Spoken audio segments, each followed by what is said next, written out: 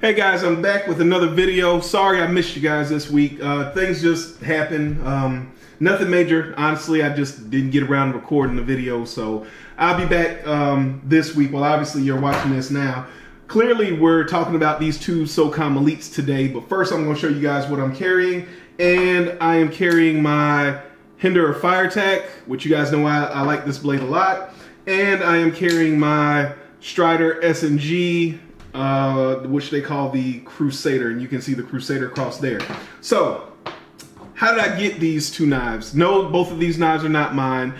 This is a knife that honestly I've seen around a lot, and I guess it just kind of didn't catch my eye, but eventually it got to the point here over the past few weeks. I've been seeing it everywhere, been seeing it everywhere, and it's been catching my eye. So finally I was talking to a buddy about, hey, I'm thinking about picking up a SOCOM Elite. And he told me, I kind of middleman some things for him, just for shipping logistics and stuff like that.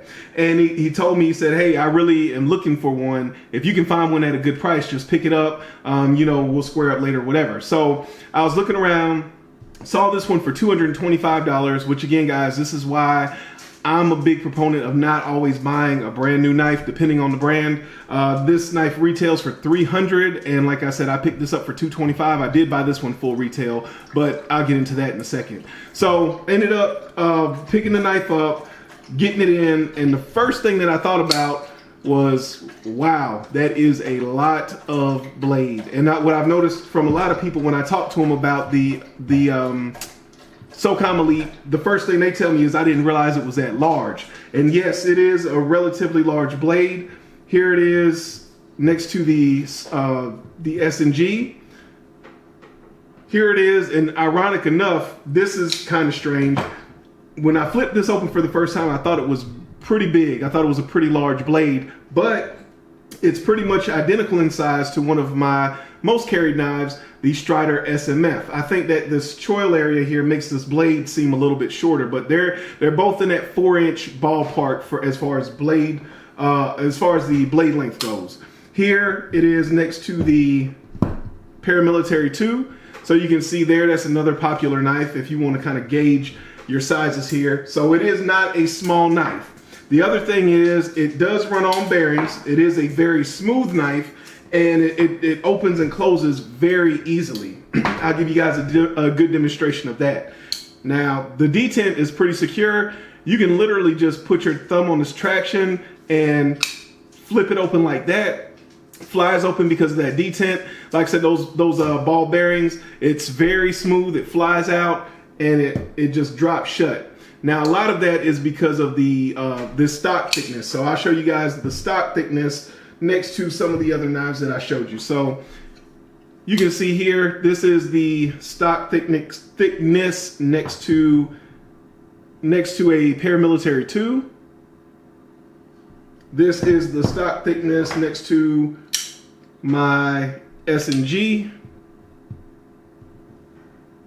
And this is the stock thickness next to my SMF.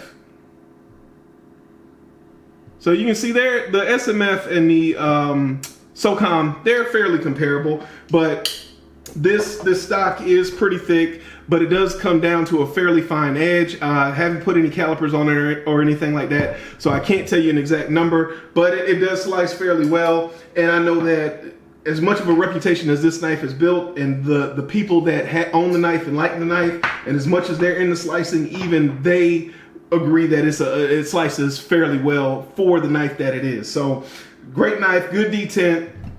These thumb studs that also double as blade stops, you can see that here.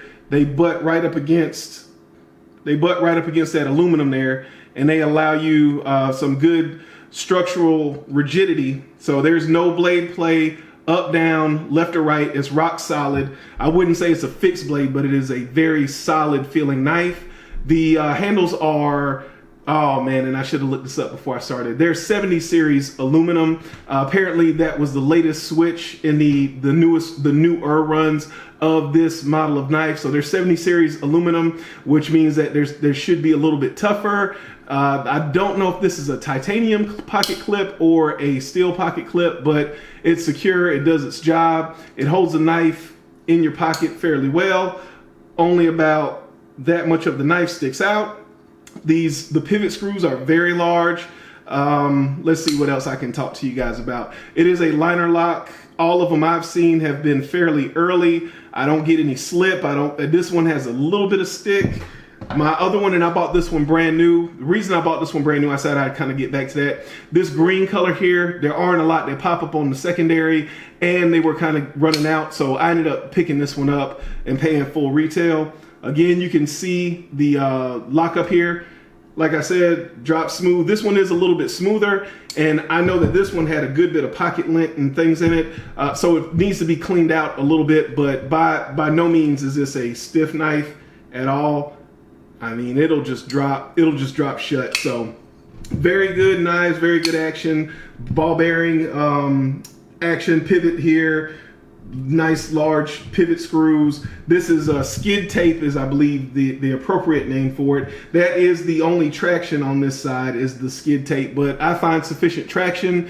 The ergonomics of the knife are good. One thing that was surprising to me is you don't see too many knives with this kind of design where it's wide up here and it kind of tapers down here. It also does the same thing in this dimension. It starts off fairly wide up here at the top, and it tapers down to a finer point at the back. And when you grab onto this knife, it really feels your hands. Your finger falls right into this choil right here, this relief, and it just feels very natural. Now, what I found after a while of carrying this knife is that I started off trying to carry it and use it like this, which is fine, especially if you're piercing something. But what I found to be the most comfortable is there's jimping on the top of this blade right here. And I found that to be the most comfortable way for me. Now, keep in mind, my hands are extra large size. So holding it like this gives me the traction I need, which I don't ever need a whole lot in a folding knife. And it gives me a nice, comfortable place to rest my thumb. So I can do all the cutting motions that I usually do. And like I said, this blade is 4 inches long. So you've got plenty of cutting edge to do whatever task you would like to do. Both of these knives are some variant of, 20 CV, M390, 204P. So you can see that here. Let's try one at a time.